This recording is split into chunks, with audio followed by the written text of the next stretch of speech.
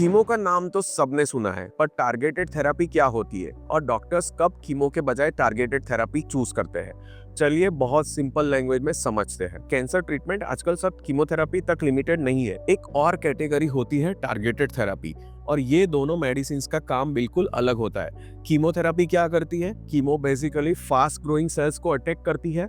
Cancer fast grow करता है, इसलिए कीमो उसको हिट करती है।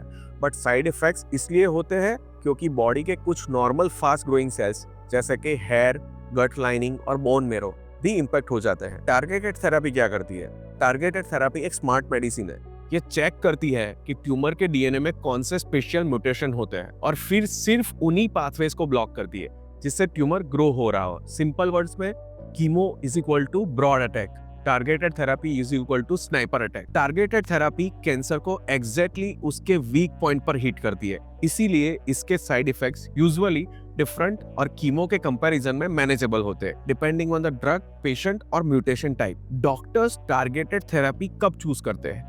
जब बायोप्सी या जेनेटिक टेस्टिंग से पता चले कि ट्यूमर में कोई स्पेसिफिक म्यूटेशन है जिसके लिए टारगेटेड थेरेपी अवेलेबल है। हर पेशेंट एलिजिबल नहीं होता है। ये पूरा डिसीजन ट्यूमर बायोलॉजी डिसाइड करती है, एज या स्टेज नहीं। Big benefit is targeted therapy उन पेशेंट को भी हेल्प करती है जहां कीमो लिमिटेड इफेक्ट देता है, और कई केसेस में ये डिसीज को लॉन्ग टर्म कंट्रोल में रख सकती है।